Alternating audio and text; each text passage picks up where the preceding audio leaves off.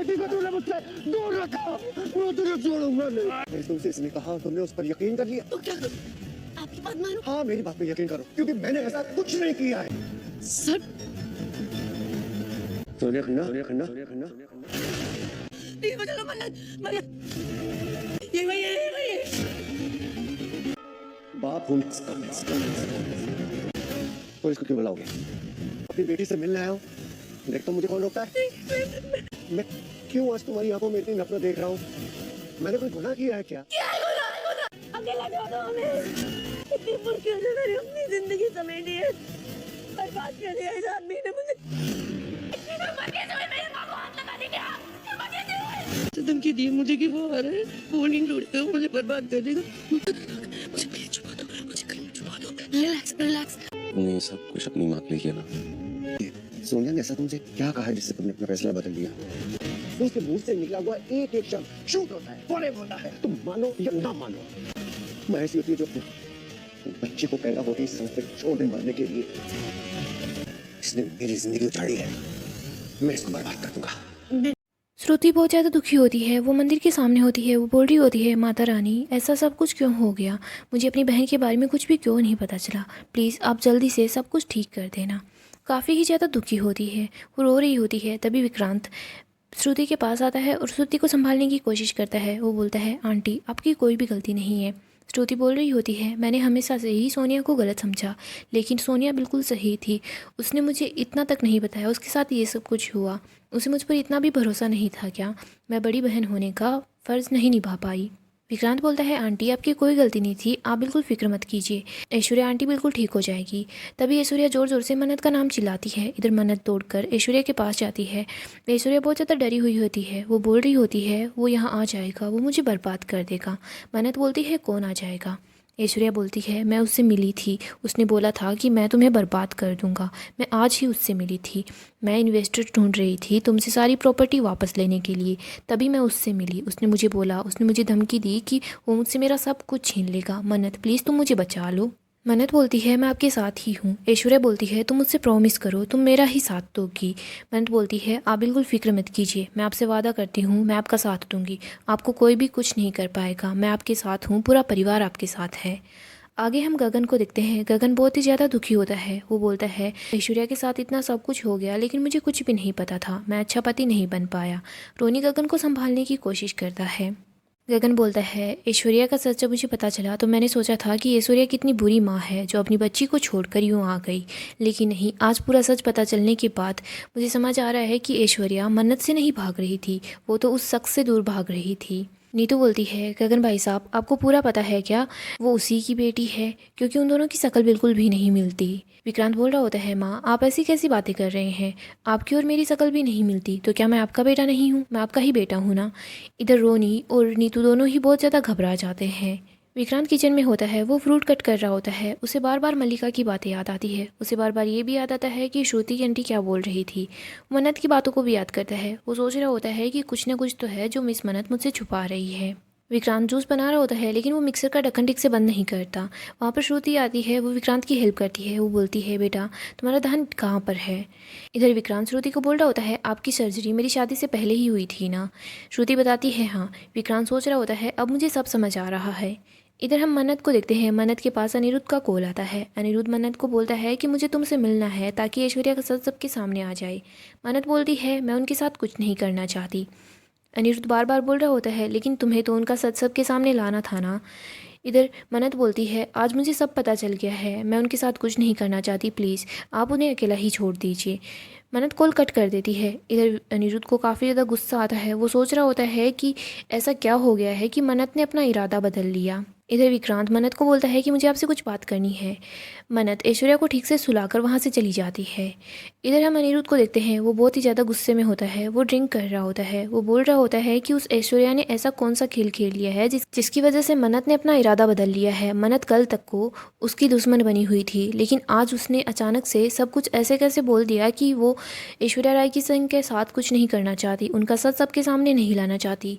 मुझे सच का पता लगाना ही होगा। वरुण भी काफ़ी ज़्यादा परेशान होता है। वरुण बोल रहा होता है सर प्लीज़ आप रिलैक्स कीजिए, सब कुछ ठीक होगा, हमने जैसा प्लान किया है सब कुछ वैसा ही होगा। लेकिन इधर अनिरुद्ध काफ़ी ही ज़्यादा गुस्से में होता है। वो बोल रहा होता है मुझे मन्नत से मिलना होगा, मुझे सच पता लगाना होगा कि क्या हुआ है जिसकी वजह से मन्नत ने ये फैसला लिया है कि वो ऐश्वर्या का सच किसी को नहीं बताएगी। इधर हम विक्रांत को देखते हैं। विक्रांत को बार बार मन्नत की बात याद आती है। मन्नत बार बार विक्रांत को बोल रही थी मैं जो कुछ कर रही हूँ अपनी माँ के लिए कर रही हूँ। मन्नत भी विक्रांत के पास आ जाती है। वो बोलती है सर आपको मुझसे बात करनी थी। विक्रांत मन्नत को बोलता है मिस मन्नत मुझे अच्छे से समझ आ रहा है जो कुछ आपने किया ना वो सिर्फ श्रुति आंटी के लिए किया था।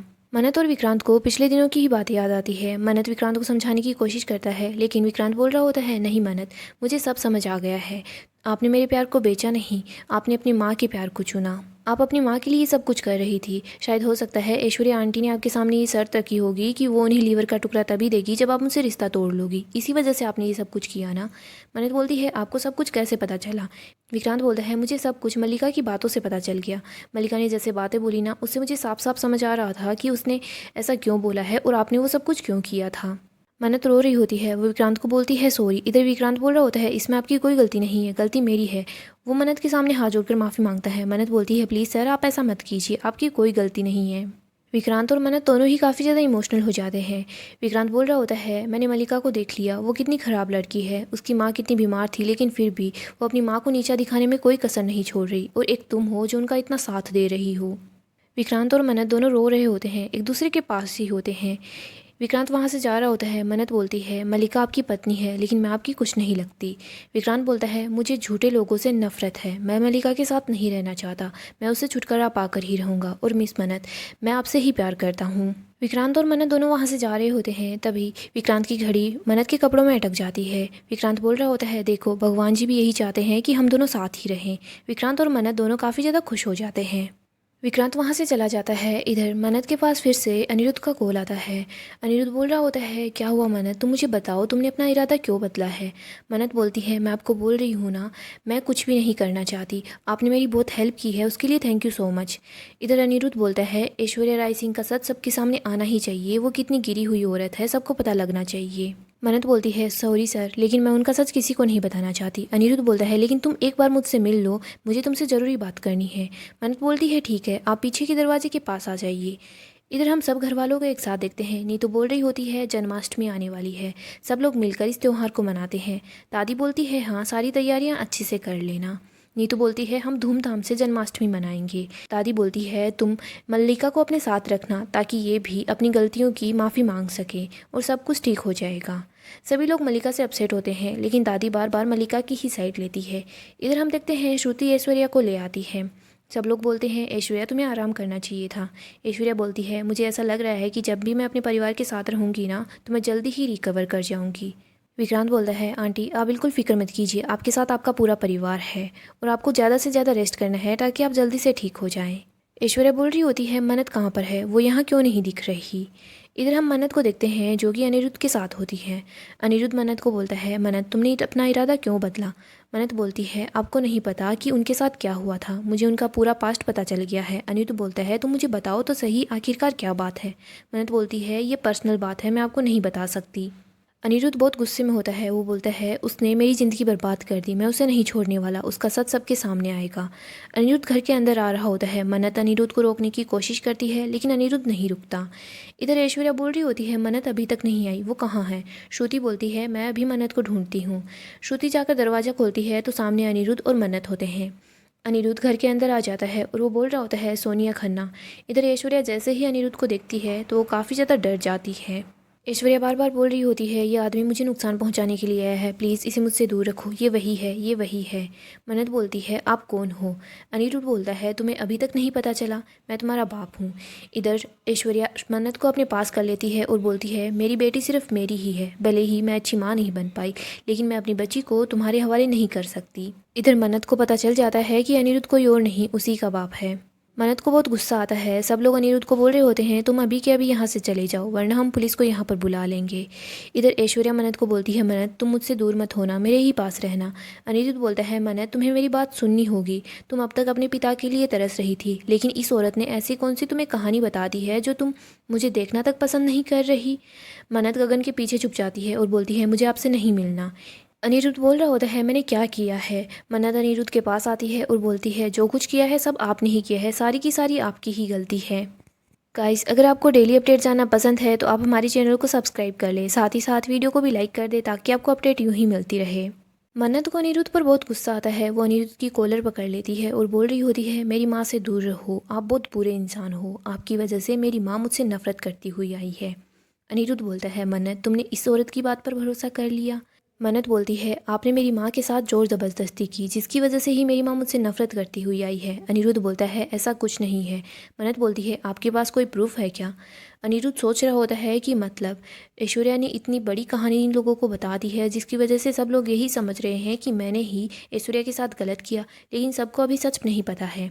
गाइज आपको क्या लगता है, क्या ऐश्वर्या मन्नत से सच में झूठ बोल रही है या फिर सच में उसके साथ ऐसा कुछ हुआ था, हमें कमेंट में बताएं। और अगर आपको अपडेट जानना पसंद है तो अभी हमारे चैनल को सब्सक्राइब करें।